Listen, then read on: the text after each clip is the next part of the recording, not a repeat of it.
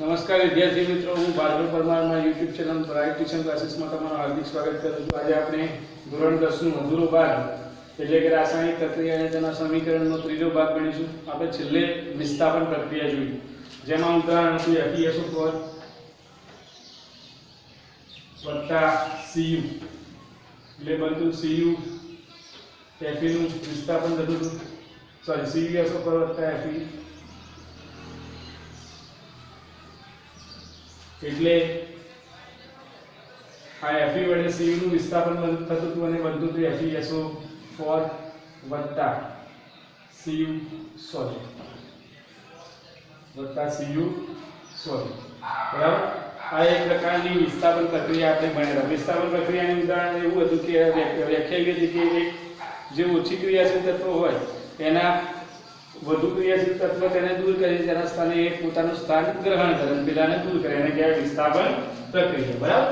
તો હવે આપણે જોઈશું દ્વિવિસ્થાપન પ્રક્રિયા. કેવી? દ્વિવિસ્થાપન પ્રક્રિયા.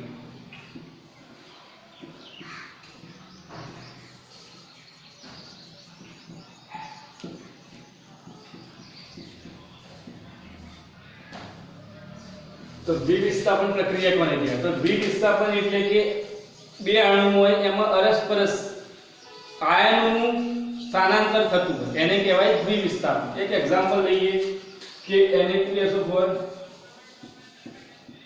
નું જલીય દ્રાવણ વત્તા BaCl2 આને કહેવાય સોડિયમ સલ્ફેટ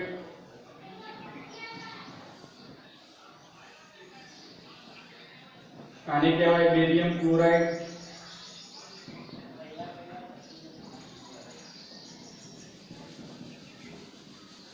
બરાબર.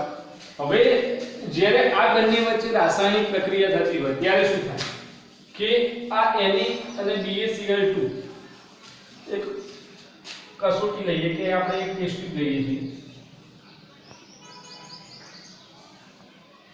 કસમે અને આપણે અહીં નંબર 1 આપ્યો. એની અંદર આપણે લીધું છે Na2SO4 નું દ્રાવણ Na2SO. બીજી ટેસ્ટ ટ્યુબ લઈએ આપણે BaCl2 ની.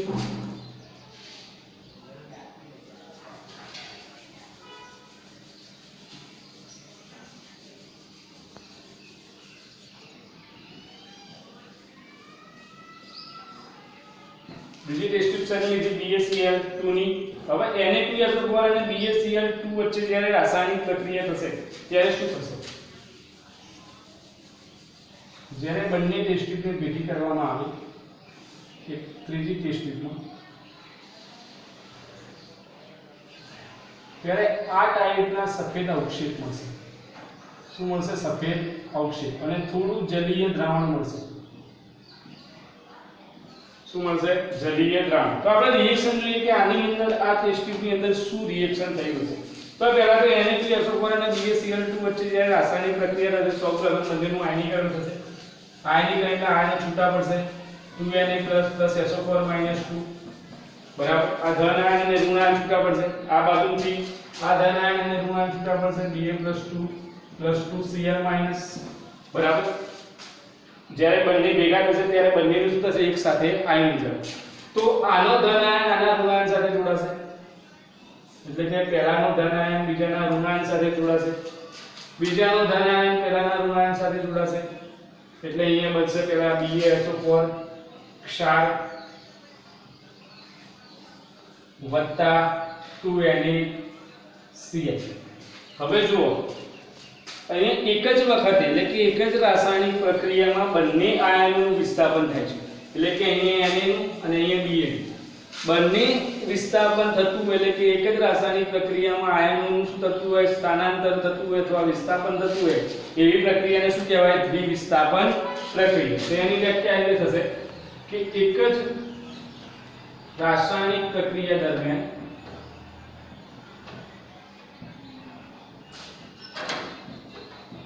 આયનોની પરસ્પર આપલે થતી હોય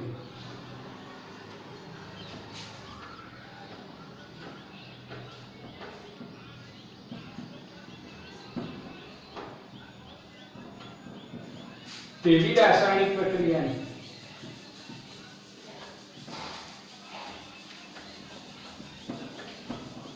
દ્વિવિસ્થાપન રાસાયણિક પ્રક્રિયા કહે છે. બરાબર, દ્વિવિસ્થાપન રાસાયણિક પ્રક્રિયા કહે છે. તો અહીંયા શું મળશે? અહીંયા બે મળશે કે જે ઉપર તરફ હશે BaSO4 ના અવક્ષેપ હશે, સફેદ અવક્ષેપ, નીચે તરફ હશે NaCl નું જલીય દ્રાવણ હશે. બરાબર, તો એક જ સમયે બે અણુઓનું પરસ્પર શું થાય છે? આપલે. બે અણુનું આપલે થતું હોવાથી આ પ્રક્રિયાને શું કહેવાય? દ્વિવિસ્થાપન રાસાયણિક પ્રક્રિયા. ઓકે, તો ફરી જોઈ લઈએ દ્વિવિસ્થાપન રાસાયણિક પ્રક્રિયા કોને કહેવાય? આ પ્રક્રિયા બે માર્ક્સમાં પૂછાઈ શકે છે બોર્ડની પરીક્ષામાં. તો જોઈએ દ્વિવિસ્થાપન રાસાયણિક પ્રક્રિયા. એક જ રાસાયણિક પ્રક્રિયા દરમિયાન શું થતું હોય? આયનોનું પરસ્પર આપલે થતી હોય, એટલે કે રાસાયણિક પ્રક્રિયા કેવા છે? એક જ, બંને. પણ વિસ્થાપન પ્રક્રિયામાં શું હતું કે Cu વડે, એટલે કે Fe ની ક્રિયાશીલતા કેવી હતી? વધુ, Cu કરતા. એટલે Fe વડે Cu નું વિસ્થાપન થતું, એટલે Cu દૂર થયો ને Fe જોડે. પણ અહીંયા શું થાય? અહીંયા બે અણુનું પરસ્પર આયનો દ્વારા શું થાય છે? સ્થાનાંતર થાય એકબીજામાં. એટલે Ba આની સાથે જોડાયો અને Na આની સાથે જોડાયો, તો BaSO4 અને NaCl બન્યું. બરાબર, તો આ પ્રકારની પ્રક્રિયાને કહેવાય દ્વિવિસ્થાપન રાસાયણિક પ્રક્રિયા, જેમાં શું થતું હોય? પરસ્પર આયનોની આપ-લે. ઓકે, બીજું જોઈએ આપણે. ચાલો હવે બીજી પ્રક્રિયા જોઈશું, રેડોક્સ પ્રક્રિયા. રેડોક્સ પ્રક્રિયામાં એક કસોટી લઈએ આપણે કે શું થાય. તો કસોટી, તો અહીંયા આપણે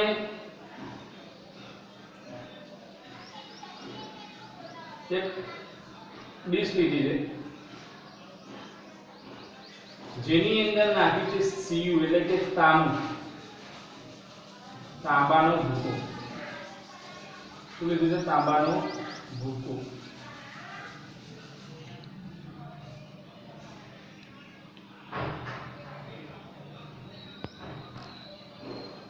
અહીંયા એક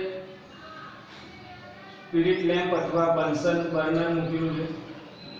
બરાબર, સ્પિરિટ લેમ્પ અથવા બન્સન બર્નર. બરાબર, હવે ગરમ કરતા આ તાંબાનો જે ટુકડો છે, પેલા આપણે નામ નિર્દેશક કરી દઈએ તો આને કહેવાય પોર્સેલિન ડીશ.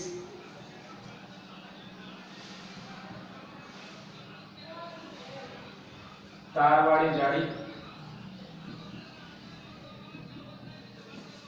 ત્રિપાઈ સ્ટેન્ડ,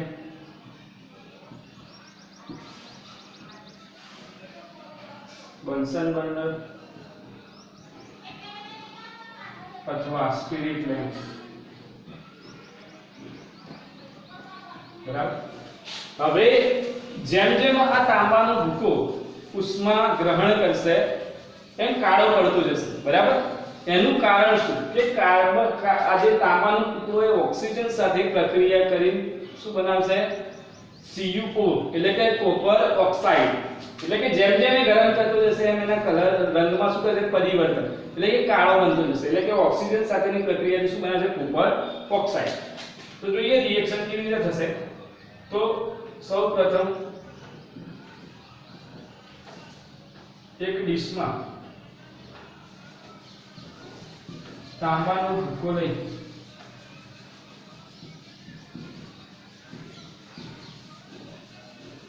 તે ડીશને ત્રિપાઈ સ્ટેન્ડ પર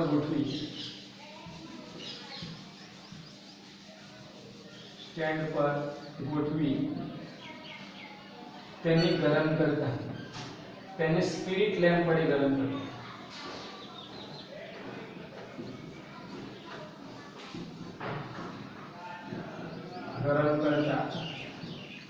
તાંસી એટલે કે તાંબુ ના રંગમાં શું થાય છે? પરિવર્તન, એટલે કે રંગ પરિવર્તન થાય છે.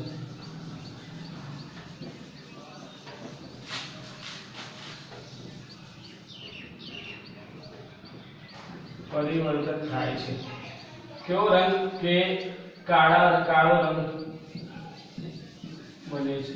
એનું કારણ શું? કે કોપર એ ઓક્સિજન સાથે પ્રક્રિયાથી શું બનાવે છે? CuO. તો Cu વત્તા ઓક્સિજન ગેસ CuO અથવા અહીંયા લઈએ 2Cu વત્તા O2 Cu solid O2 gas એટલે બનશે 2Cu સોલિડ કોપર તાંબુ ઓક્સિજન કોપર ઓક્સાઇડ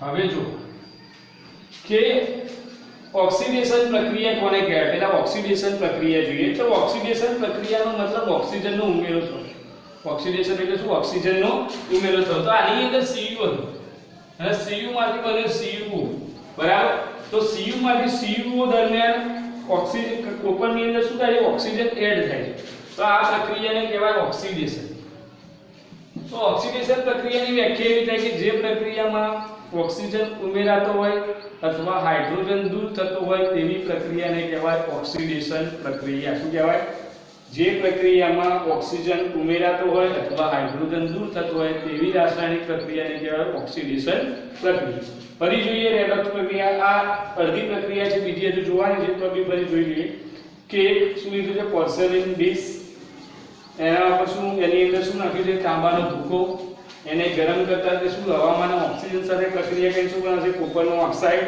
એ કોપરનો ઓક્સાઇડ કેવા રંગનો હશે કાળા રંગનો ભૂકો બની ગયો છે એટલે એનો મતલબ શું છે કોપરની ઓક્સિજન સાથેની પ્રક્રિયાથી ઓક્સિજન કોપરમાં ઉમેરાય શું બનાવે કોપર ઓક્સાઇડ એટલે કે રાસાયણિક પ્રક્રિયા દરમિયાન ઓક્સિજન એડ થાય છે તેથી આ પ્રક્રિયા કેવી છે ઓક્સિડેશન રાસાયણિક પ્રક્રિયા બરાબર હવે બીજી પ્રક્રિયા જોઈએ રિડક્શન પ્રક્રિયા તો રિડક્શન પ્રક્રિયા કોને કહેવાય તો 2Cu અથવા CuO વત્તા H2O Cu plus H2O હવે જો Cu વત્તા H2O એટલે કે કોપરની પાણી સાથે પ્રક્રિયા તો કોપર એ ઓક્સિજન સાથે જોડાઈને સૌપ્રથમ બનાવશે CuO અને અહીંયા H2 ગેસ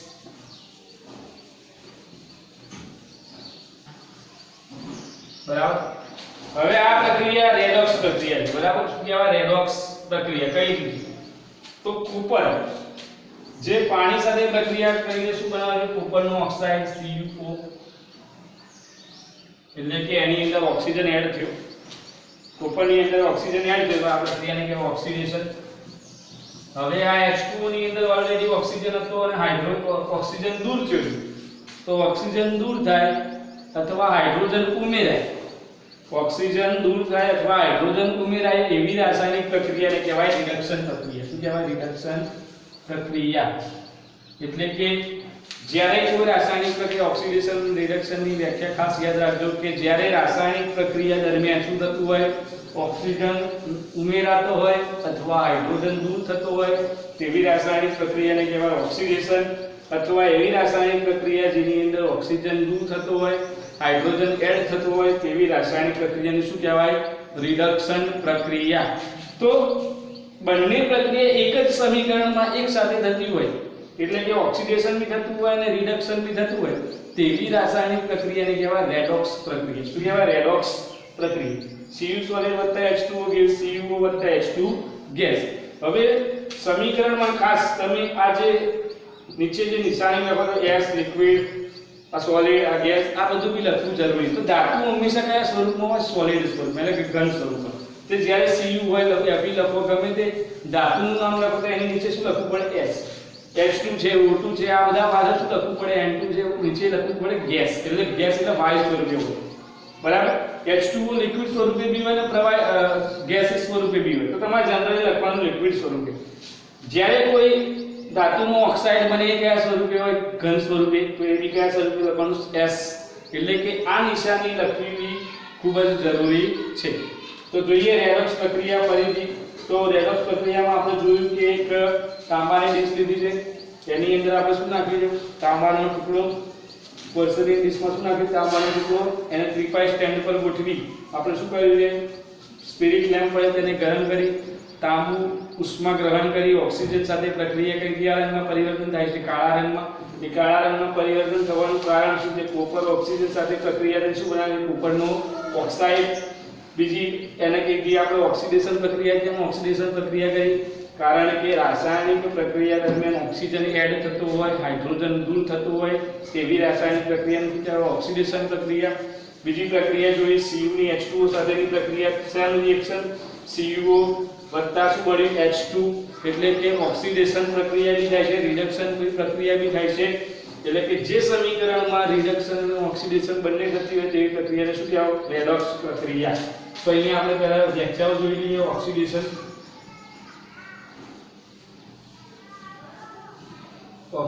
પ્રક્રિયા. તો ઓક્સિડેશન પ્રક્રિયા કોને કહેવાય? કે જે રાસાયણિક પ્રક્રિયામાં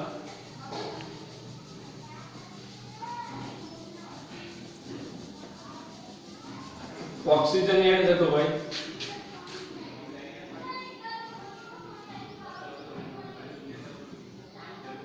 O2 ઉમેરાતો હોય અથવા H2O થતો હોય,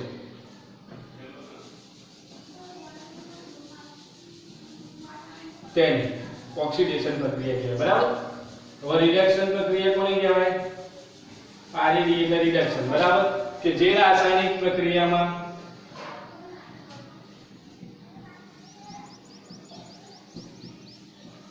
શું થતું હોય? H2 ઉમેરાતો હોય, આનાથી ઉલટું H2 ઉમેરાતો હોય, O2 દૂર થતું હોય, તેને. બરાબર. તેને શું કહેવાય? તેને શું કહેવાય? રિડક્શન પ્રક્રિયા. આનાથી ઉલટું આની અંદર O2 ઉમેરાતો તો આની અંદર શું ઉમેરાય છે? H2. આની અંદર H2 દૂર થતો તો આની અંદર શું દૂર થાય છે? O2. અને બંને વચ્ચે પ્રક્રિયા થઈ એટલે કે oxidation plus reduction is equal to redox. શું કહેવાય? રેડોક્સ. એટલે કે ઓક્સિજન અને રિડક્શન બંને એક સાથે પ્રક્રિયા થતી હોય એક જ સમીકરણમાં, તો એને શું કહેવાય? રેડોક્સ. એટલે કે રિડક્શન નો રેડ અને ઓક્સિડેશન નો ઓક્સ બંને ભેગા થઈને શું બનાવશે? રેડોક્સ. તો આ પ્રક્રિયા બી 2 અથવા 3 ગુણમાં બોર્ડની પરીક્ષામાં પૂછવાની શક્યતા છે. બરાબર. તો હવે આપણે આગળ જોઈએ. હવે આ ટાઈપનો પ્રશ્ન વારંવાર બોર્ડની પરીક્ષામાં 1 ગુણમાં પૂછાતો હોય છે. 1 ગુણ કે પદાર્થ X દોડવા માટે વપરાય છે. પદાર્થ X નું નામ આપો અને સૂત્ર લખો. અને બીજું છે કે એકમાં જેનું નામ દર્શાવ્યું તેવા પદાર્થ X ની પાણી સાથે પ્રક્રિયા લખો. આ એક ભાગ 1 માર્કમાં બી પૂછાય અથવા આ આખું પૂછાય 2 માર્કની અંદર. બરાબર. તો જોઈએ. તો સૌપ્રથમ નંબર 1 શું પૂછ્યું છે? કે પદાર્થ X નું નામ અને સૂત્ર લખો. તો આપણે આગળ જોયું કોપર CaO કેલ્શિયમ ઓક્સાઇડ. તો પદાર્થ X નું નામ એટલે કે જે દોડવા માટે વપરાય એને કહેવાય X. દોડવા માટે વપરાતો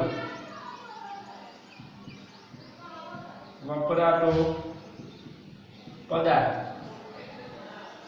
X is equal to એને કહેવાય CaO કેલ્શિયમ ઓક્સાઇડ. શું કહેવાય? Calcium oxide. એને બીજા શબ્દમાં કહેવાય કડી ચૂનો. શું કહેવાય? કડી ચૂનો. જે આપણે ઘર જોડવા માટે વાપરીએ છીએ. એટલે કે પદાર્થ X નું નામ થઈ ગયું CaO કેલ્શિયમ ઓક્સાઇડ, જેને બીજા શબ્દમાં કહેવાય કડી ચૂનો.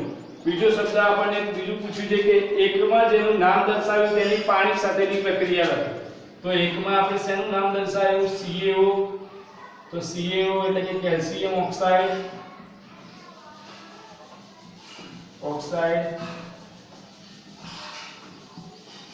અથવા પાણી થોડેલો ચૂનો.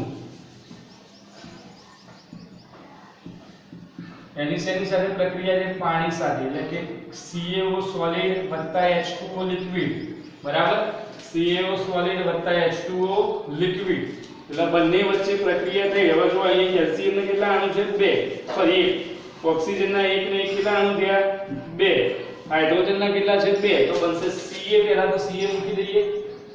હવે ઓક્સિજન હાઇડ્રોજન ના 2 ઓક્સિજન ના 2 એટલે 1 H અને એક ઓક્સિજન જોડાઈ બનાવશે OH.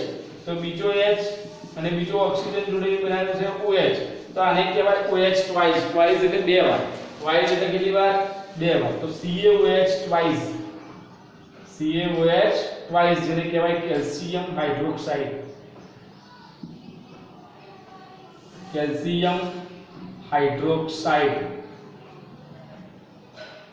અથવા આને કહેવાય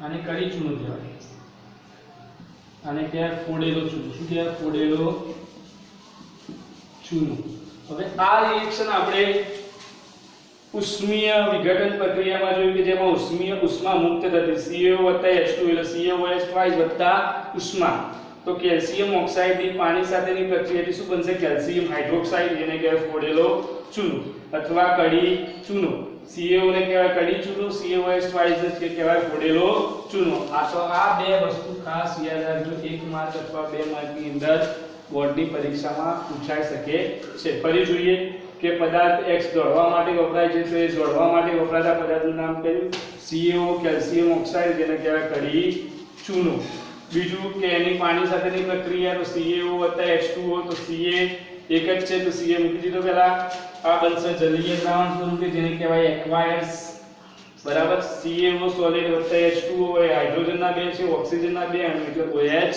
ટ્વાઇસ જેને કહેવાય કેલ્શિયમ હાઇડ્રોક્સાઇડ અથવા ફોડેલો ચૂનો આ રિએક્શન બીજું બી બની કે આવી રીતે બી પૂછાય એક સમીકરણ બને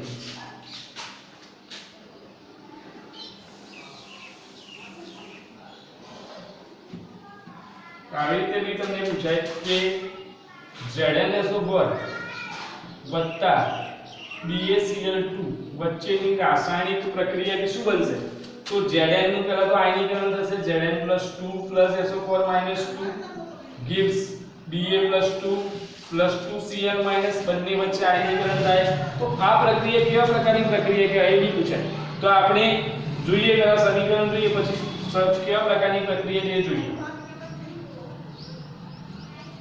તો આ પ્રકારની પ્રક્રિયા જો ZnSO4 તો પહેલાનો ધન આયન બીજાના શેના સાથે જોડાશે ઋણાયન સાથે ને બનાવશે ZnCl2